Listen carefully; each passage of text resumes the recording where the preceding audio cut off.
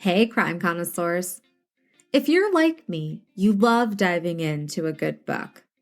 I especially love finding a book about cases we cover. But sometimes it's hard to find the time to sit and read.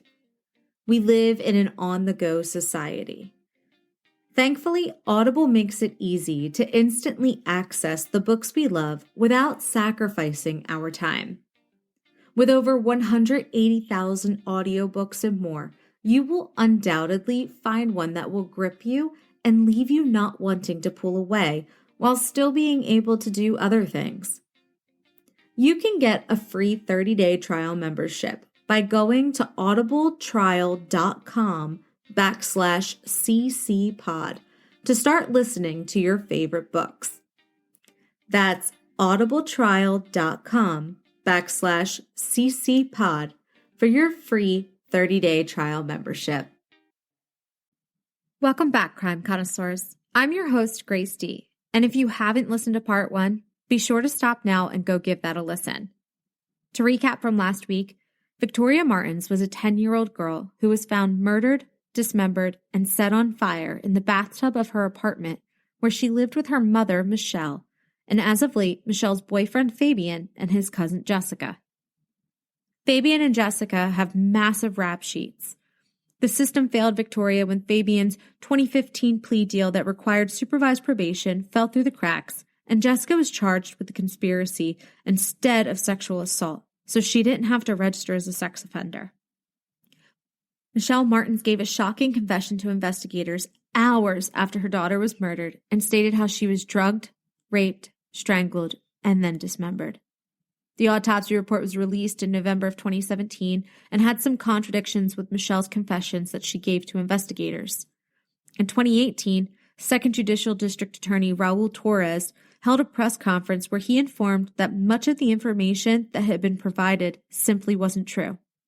He dropped several bombshells proving how Michelle and Fabian were not responsible for Victoria's murder and that their cell phone data proved that they were not in the area at the time of her death.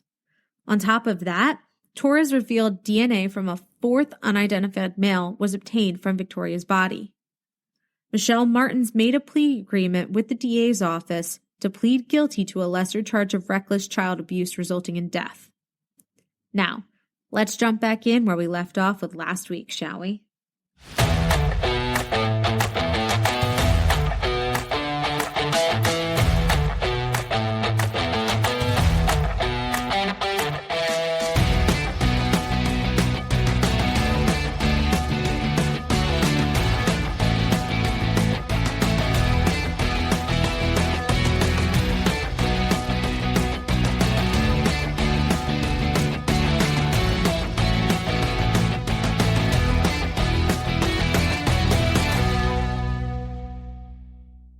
Much of the original case centered around what Michelle had told police in the days after her daughter's tragic death. Michelle's story changed several times, saying all three took part in drugging, raping, mutilating, and killing Victoria, which wasn't true. Evidence continuously contradicted the overall narrative Michelle told police about the night her daughter died. Statements about the part she took in her daughter's death and other information like trafficking Victoria to men in the past just didn't add up. Evidence was never found to corroborate her claims. A psychological profile showed Michelle had personality traits that made her susceptible to false confessions. During discussions with an outside medical expert that interviewed Michelle, the doctor determined she made numerous false confessions in the case. In September 2018, Jessica and the DA's office also made a plea agreement. However, when it was presented before the judge, Judge Charles Brown rejected the deal based on answers Jessica gave during the plea hearing and the charges that she would have pled to in the agreement. This shocked DA Torres.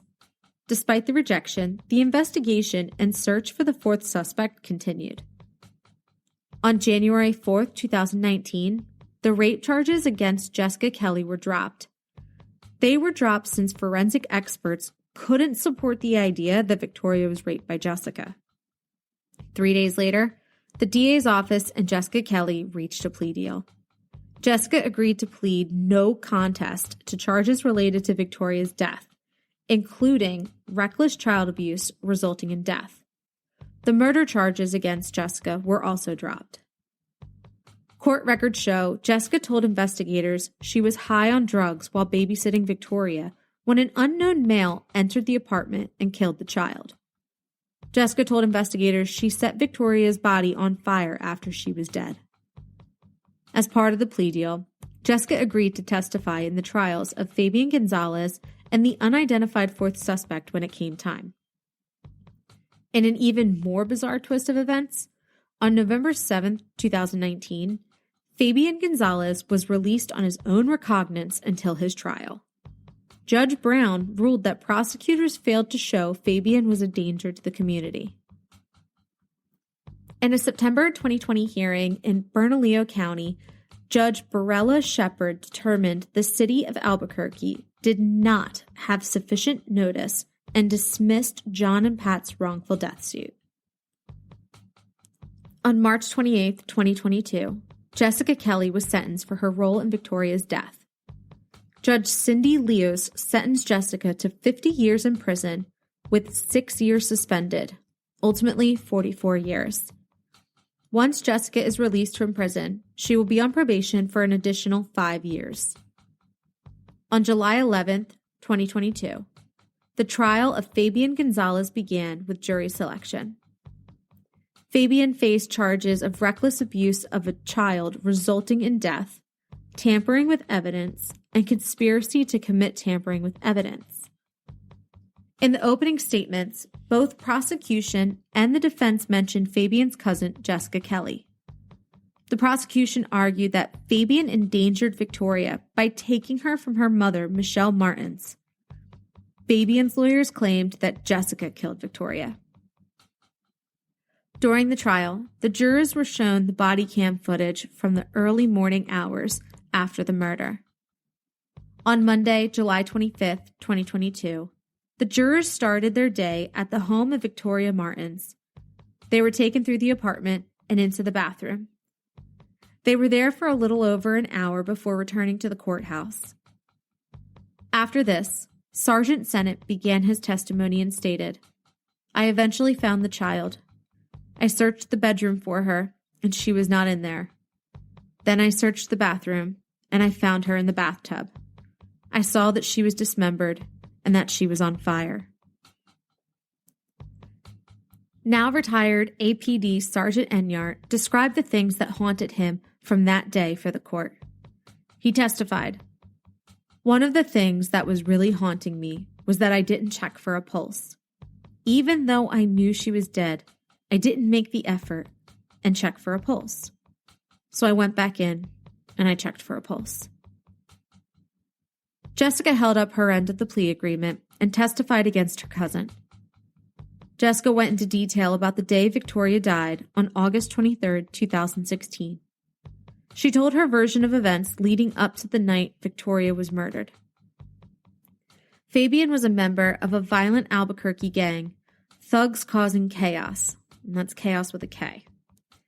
Jessica told the courtroom Fabian's cousins were yelling TCK, or chaos, at a barbecue. She said she thought they grew out of it and weren't actively involved in gang activity. Prosecutors go over the fight at the barbecue where Fabian got his face split open by a woman named Amanda. Jessica said that there were some scary guys there that she didn't know and something was about to pop off, and she said it was time to leave the barbecue. According to court records, Fabian got into a fight with a gang member's pregnant girlfriend at the barbecue on August 21, 2016. The woman beat him up at the barbecue, giving him a black eye. This is where Fabian got the black eye, seen in his arrest photos and mugshots. It was believed at first that he received the black eye from Jessica when she struck him in the head with the iron, but he already had it. Documents say Fabian left and later called the woman, threatening to have his brothers retaliate. He also sent her several text messages, threatening her and insinuating he was going to do a drive-by shooting. The documents show Fabian also contacted two known gang members even looking for guns. 2 days after the fight, Fabian hid at various relatives' houses. He had also asked Michelle to go with him and leave Victoria at home with Jessica, who was high on meth. Jessica tells the court about an unidentified man entering the apartment through the open door. She said it appeared he knew the apartment and the people living there. As he entered, he asked for Fabian by his street name, Favo, and she told the man that it was just her and the little girl there, and she pointed to the door where Victoria was before stepping outside for a cigarette. Jessica said that after this unidentified man left, she quickly checked on Victoria, who didn't have a pulse. Jessica said the unidentified man told her Fabian effed up and that there was a mess in there, and said Fabian and her better clean it up or she and her kids would be next. Jessica said she didn't do anything with Victoria. Then she said she threw a blanket over her and walked outside with her in her arms when she heard Fabian pull up. She said she knew it was him because he was blaring loud music, and he does that when he drinks. Jessica said she put her back in her room because she didn't want it to blow up and make a crazy situation. She said she told Fabian that Victoria was dead, and he put Michelle to bed. Jessica detailed how they put trash bags down before they cut Victoria's arms off. She said Fabian was cutting her in the middle when she returned to the room. She asked him why he was doing that, and Fabian said, because we have to make it look like it's not us. She said she told her cousin to leave and she'd finish cleaning up. Then, Jessica said she planned to kill Fabian and Michelle with an iron she found and placed on the kitchen table. She said she was going to kill them because she, quote, might as well make it worth it because I was already going to go down for murder, end quote. When she set fire to Victoria's body, Jessica said it seemed like it got really smoky right away. She testified that she was in the process of taking down fire alarms when the cops showed up and she shut the door in the officer's face. When asked why she didn't tell police about the killer, the unidentified man, Jessica said she was trying to protect her cousin. Jessica portrayed Michelle as a negligent mother. She said Michelle didn't care that her daughter was dead. Jessica said she was never told that she would watch Victoria, and she wouldn't have been tweaking if she knew. Jessica admitted she was high on meth the day Victoria was killed and was paranoid before the incident occurred. She didn't tell her account of events to the police until 2 years after Victoria's death. APD Sergeant Joshua Brown finished up the second week of trial with his testimony. Sergeant Brown was the lead homicide detective when Victoria was killed in 2016. Additionally, Brown conducted the interviews with both Fabian and Michelle. After Sergeant Brown concluded his testimony, forensic scientist Jeffrey Smith took the stand regarding more DNA evidence. Smith confirmed that none of the tested knives showed Fabian's DNA. However, Fabian's DNA was found on a mop and 2 CDs. In the third week of trial, Mille Martens took the stand. While on the stand, Michelle described her relationship with Fabian, saying he was a good guy and didn't know that he drank or did drugs. She described Fabian's demeanor after getting into the fight at a family barbecue event, which is significant to the case because the state believed the motive for killing Victoria was retaliation for that fight. Michelle was then asked about the day Victoria was killed. She said Fabian convinced her to leave Victoria at home with his cousin Jessica, who was staying with them after she got out of prison. Through tears, Michelle recalled when Jessica told her Victoria was dead while she was in the middle of attacking her with an iron. Michelle recalled her altercation with Jessica Kelly, the only other person present in the apartment before Victoria was allegedly killed by an unidentified man. Michelle described the incident with Jessica. Michelle testified, quote, "Where the F is my daughter? And she still didn't answer me. She started beating me up again," end quote. Michelle told the court she was struck with an iron by Jessica. Then she told the court how she found out her daughter was dead. Quote, right by the door, I had a picture frame, and she hit me with the picture frame. And I eventually made my way out of the door and squashed her hand in the door, and she let go of my hair and she said, by the way, your daughter is dead. End quote.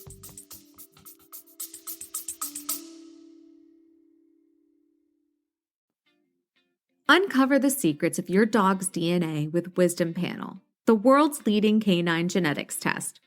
With a simple cheek swab, Wisdom Panel can reveal your dog's breed, ancestry, health traits, and so much more. Understanding your dog's genetic background can help you provide the best care possible. Whether it's identifying potential health risks, understanding their behavior, or simply satisfying your curiosity about your dog's unique heritage, Wisdom Panel delivers the insights you need. Their state-of-the-art technology analyzes over 350 breeds, types, and varieties, and screens for over 200 genetic health conditions. Plus, their easy-to-understand reports make it simple to learn about your dog's genetics. Join the millions of pet parents discovering their dog's story with Wisdom Panel. Order your kit today and start exploring your dog's DNA. Because every dog has a tale, and Wisdom Panel helps you tell it. Go to wisdompanel.pxf.io/ccpod to learn more about your four-legged friend. That's wisdompanel.pxf.io/ccpod.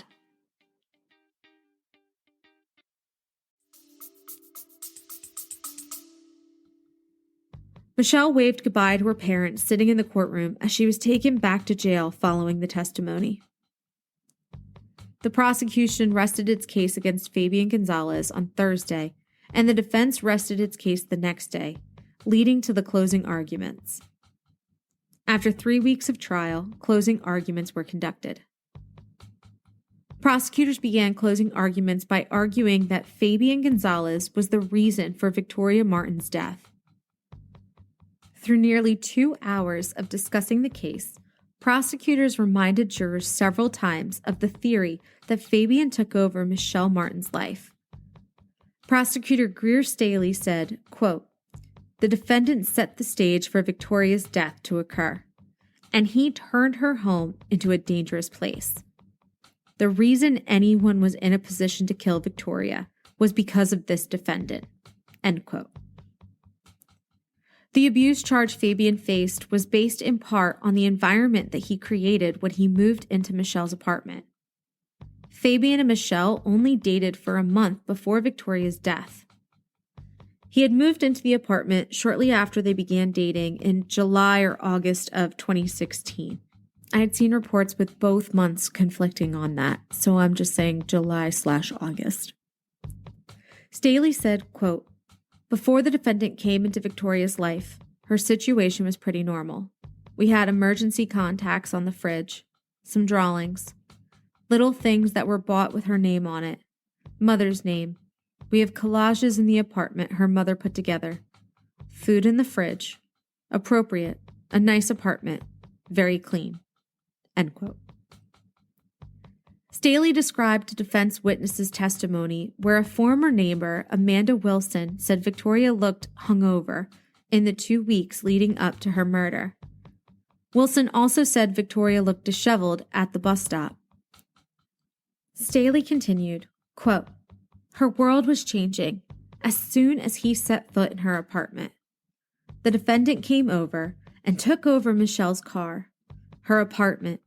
You heard witnesses talk about the increase in foot traffic throughout the day when Michelle was at work, end quote. On the day Victoria was killed, Michelle ran around town with Fabian, making multiple trips to his brother's and uncle's houses.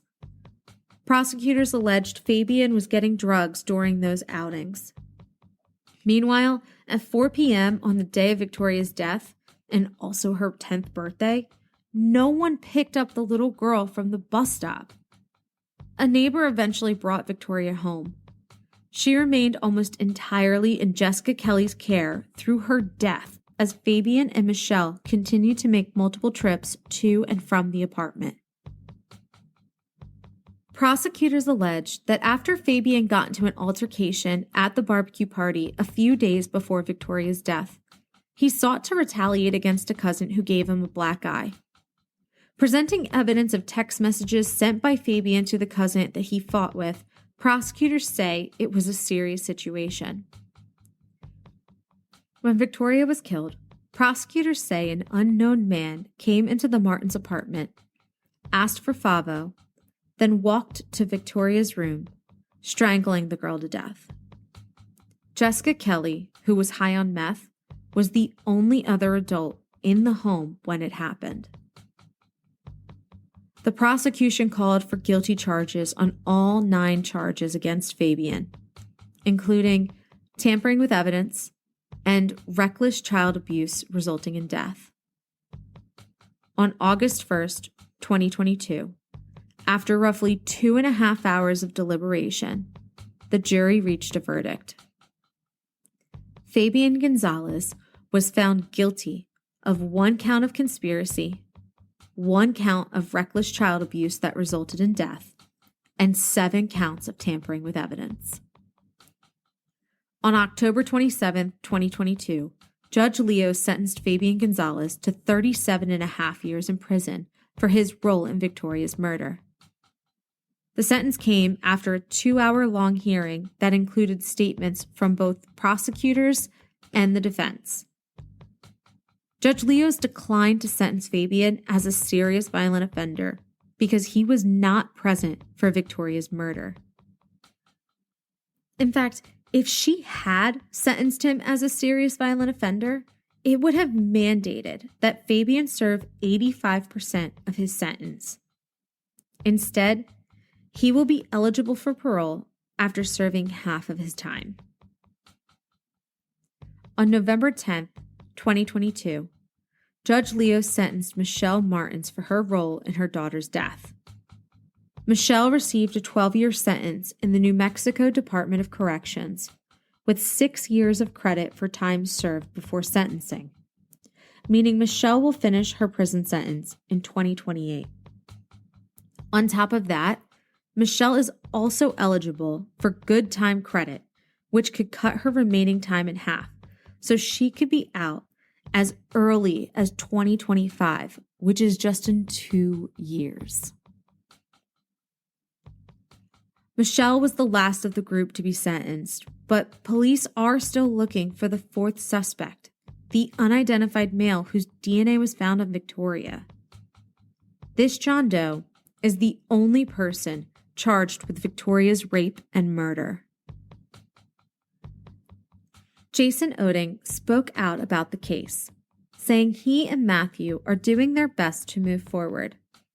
They loved Victoria, and Matthew prays every night for her, and he even asks the church to pray for his late big sister. Jason said in a statement that Michelle had never been a monster. She got mixed up with the worst kind of people, and that contributed to a downward spiral from what we can tell. This case is a heartbreaker. So many times, things could have gone any other way if the systems in place had worked properly.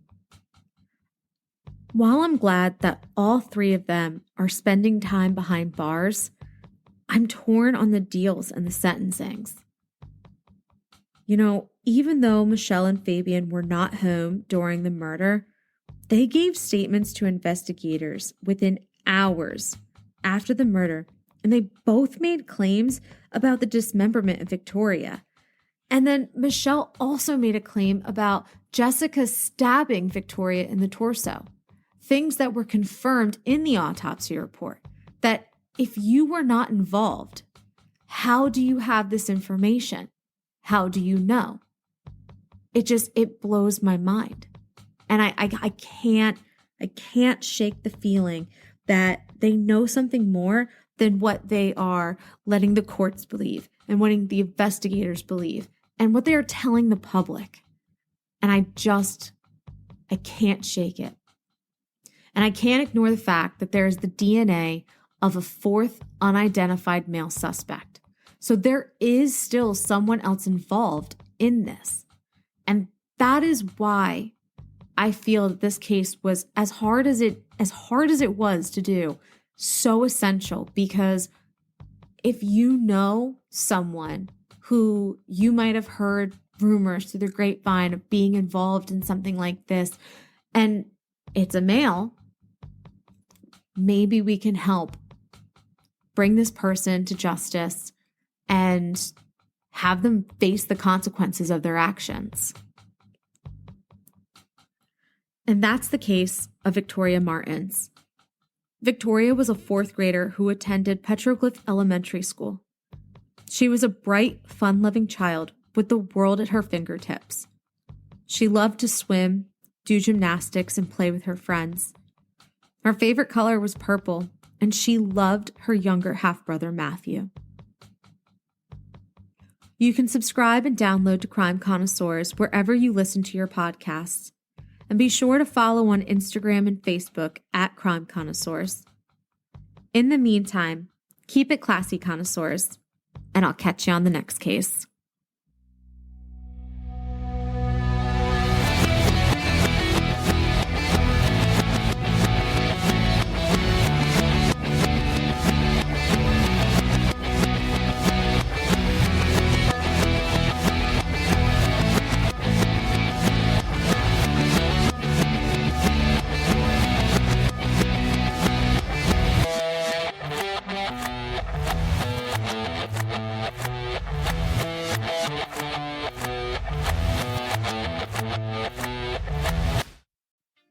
Are you tired of settling for subpar cat food? It's time to upgrade your cat's dining experience with Smalls, the ultimate gourmet meal for your feline companion. Say goodbye to generic one-size-fits-all cat food. With Smalls, you can rest assured that your furry friend is getting the nutrition they deserve. Join the thousands of cat owners who have made the switch to Smalls and see the difference it can make in your cat's health and happiness. Treat your cat to the finest dining experience with Smalls. Visit smalls.sjv.io/ccpod now to order your first box. That's smalls.sjv.io/ccpod. Choose Smalls because your cat deserves the best.